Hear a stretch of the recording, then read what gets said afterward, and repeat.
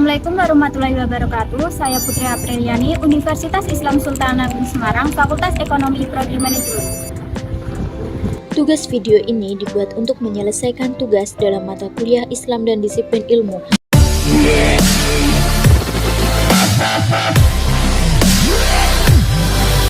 Sebelumnya, saya akan menjelaskan daftar materi yang ada di dalam kias, yaitu ada pengertian kias, rukun kias, manfaat kias, macam-macam kias, contoh kias, dan peranan kias, dan yang terakhir ada kedudukan kias. Di sini saya akan menjelaskan pengertian dari kias. Apa sih kias itu? Secara bahasa, kias adalah pengukuran sesuatu dengan yang lainnya atau penyamaan sesuatu dengan yang sejenisnya. Lalu menurut istilah, kias adalah menjelaskan hukum sesuatu yang tidak ada nasnya dalam Al-Quran dan hadis dengan cara membandingkan dengan sesuatu yang ditetapkan hukumnya berdasarkan nasnya.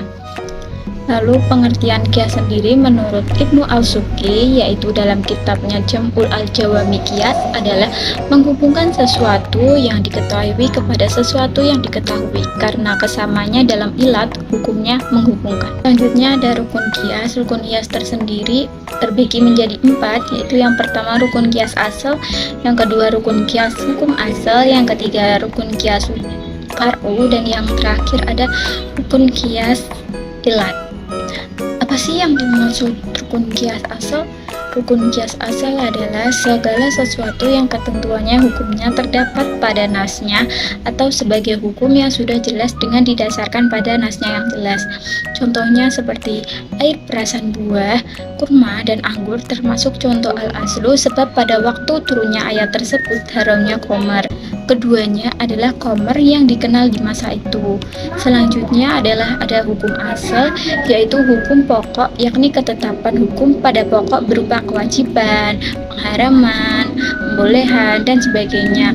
Atau nasnya ada pada asal dan dimaksudkan sebagai hukum untuk cabang. Lalu ada rukun kias far'u, yaitu segala sesuatu yang tidak ada nasnya tentang hukumnya. Sesuatu masalah yang tidak ditemukan nasnya hukumnya di dalam Al-Quran atau As-Sunnah. Contohnya nih, kayak menjadi al-far'u adalah an-nabits, yaitu perasan dari selain kurma dan anggur atau minuman keras, yakni diproses menjadi khamar dengan pengaruh memabukkan. Dan yang terakhir ada rukun kias ilat. Rukun kias ilat yaitu kesamaan sifat hukum yang terdapat dalam al-aslu dan juga pada al-far'u, atau juga dengan adanya sifat itulah asal mempunyai suatu hukum. Contohnya hukum mengenai minuman anggur. Buah anggur memang halal, namun ketika dibuat menjadi minuman maka akan mengandung alkohol.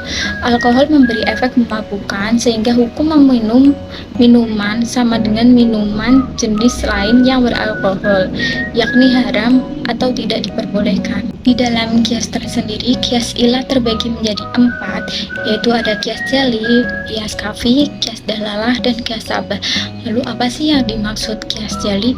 Kias jali yaitu jenis kias yang ilat suatu persoalan bisa ditemukan nasnya dan bisa ditarik kesimpulan nasnya. Namun bisa juga sebaliknya. Misalkan adalah pada persoalan larangan untuk menyakiti kedua orang tua dengan perkataan kasar maupun perbuatan yang tidak diperbolehkan, sebagaimana hukumnya haram untuk menyakiti fisik kedua orang tua seperti memukul atau menyakiti secara fisik tadi, sehingga setiap anak diharuskan untuk menjaga lisan maupun perbuatan di hadapan orang tua agar tidak menyakiti hati kedua orang tuanya. Lalu selanjutnya ada kias kafi, yaitu jenis kias yang ilat suatu persoalan diambil dari ilat masalah pokok. Jadi jika hukum asal atau persoalan utamanya adalah haram, maka persoalan yang menjadi cabang pokok tersebut juga haram. Demikian jika sebaliknya.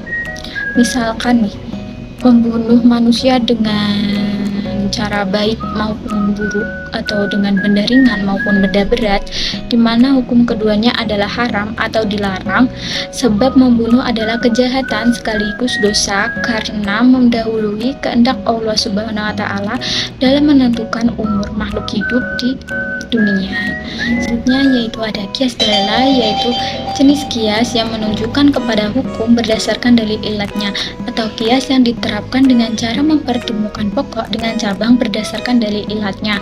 Contohnya ketika mengiaskan nabis dengan Arab, di mana dasarnya adalah sama-sama mengeluarkan bau yang terdapat pada minuman yang memabukkan. Selanjutnya yang terakhir ada kias sabah, yaitu yakni kias yang mempertemukan antara cabang dengan pokok persoalan hanya untuk penyerupaan. Contohnya sendiri bisa diambil dari yang disampaikan oleh Abu Hanifah mengenai mengusap atau menyapu kepala anak berulang-ulang. Tindakan tersebut kemudian dibandingkan dengan menyapu lantai memakai sapu, sehingga didapat kesamaan yaitu sapu. Hanya saja untuk kias sabah sendiri oleh beberapa muhakkikin mendapat penolakan, sehingga menjadi kias yang terbilang jarang diterapkan. Selanjutnya yaitu ada syarat-syarat kias. Syarat kias sendiri terbagi menjadi 3, yaitu ada syarat kias hukum asal, ada syarat kias far'u, dan ada syarat kias ilah. Apa sih yang dimaksud syarat kias hukum asal? Nah, syarat kias hukum asal yaitu hukum tersebut harus syar'i dan amali yang telah ditetapkan dalam Al-Quran atau hadis, agar setiap hukmul aslu bisa diterapkan pada far'u. Apabila ilah atau sifat tidak dapat digambarkan atau didefinisikan, maka kias tersebut tidak sah. Dan hukum asal dan hukmul asal tidak boleh bersifat pengkhususan, karena dengan pengkhususan tersebut ayat bisa dijadikan kias. Dan hukum asal tidak boleh bersifat pengkhususan, karena dengan pengkhususan tersebut tidak bisa dijadikan kias. Selanjutnya ada syarat kias far'u, yaitu cabang far'u tidak mempunyai ketentuan sendiri. Ilah yang terdapat pada cabang far'u sama dengan ilah yang terdapat pada asal, dan hukum cabang harus sama dengan hukum pokok. Yang selanjutnya ada syarat kias ilah, yaitu harus terdapat pada ahlu dan far'u. Apabila ilah tidak terdaftar pada salah satunya, maka hukum kias tidak berlaku. Agar sifat atau ilah itu terbatas pada pokok permasalahan sehingga tidak tercampur pada sifat yang lain, tidak terdapat pada aslu dan far'u, dan agar sifat atau ilah tersebut sesuai dengan hukum yang ditetapkan. Manfaat kias tersendiri terbagi menjadi 3, yaitu yang pertama ada memperluas aplikasi hukum Islam. Hukum Islam dapat diperluas untuk mencakup situasi-situasi baru yang tidak ada dalam teks-teks klasik. Ini memungkinkan hukum Islam untuk tetap relevan dan beradaptasi dengan perubahan zaman. Yang kedua ada mengisi celah hukum kias, yaitu membantu mengisi celah hukum dengan memberikan panduan dalam hal-hal tidak diatur secara spesifik dalam Al-Quran dan hadis. Dengan menggunakan analogi, ulama dapat mengembangkan aturan-aturan baru yang sesuai dengan prinsip-prinsip Islam. Lalu yang ketiga, yang terakhir, yaitu ada manfaat menghindari ketidakpastian dengan menggunakan kias. Keputusan hukum dapat dibuat bahkan jika situasinya tidak ada dalam teks-teks klasik. Ini membantu menghindari ketidakpastian dalam kehidupan sehari-hari umat Islam dan memberikan pedoman dalam keputusan-keputusan hukum yang lebih kompleks. Kias juga memiliki macam-macam kias. Macam-macam kias ada 3, yaitu yang pertama ada kias aqwa, yang kedua ada kias musawi, dan yang ketiga ada kias ad'af. Apa sih kias aqwa itu? Kias aqwa yaitu hukumnya pada far'u lebih kuat daripada hukum aslu, karena ilah yang terdapat pada far'u lebih kuat dari yang ada pada aslu. Ilatnya mewajibkan adanya hukum dan disamakan atau dibandingkan atau mulhaq, dan lebih utama dari yang dibandingi atau mulhaq bih. Contohnya nih seperti di dalam surat Al-Isra ayat 23, yaitu maka sekali-sekali janganlah kamu mengatakan kepada keduanya perkataan pada Surat Al-Isra ayat 23. Yang kedua ada kias musawi, yaitu ilah yang terdapat pada yang dikiaskan atau fur'u sama dengan ilah yang pada yang ada pada aslu. Karena itu hukum keduanya sama, kias yang ilatnya mewajibkan adanya hukum dan ilah hukumnya yang ada pada yang dibandingkan atau mulhaq sama dengan ilah yang ada pada mulhaq bi. Contohnya dalam surat An-Nisa ayat 10, sesungguhnya orang-orang yang memakan harta anak yatim secara zalim sebenarnya mereka itu menelan api sepenuh perutnya dan mereka akan masuk ke dalam api yang menyala-nyala dalam Quras An-Nisa ayat 10. Selanjutnya yang ketiga ada kias ad'af, yaitu ilah pada far'u lebih lemah dibandingkan dengan ilah yang ada pada aslu, atau kias yang ilat hukumnya yang dibandingkan atau mulhaq atau lebih rendah dibandingkan dengan ilah hukum yang ada pada mulhaq bih atau perbandingan.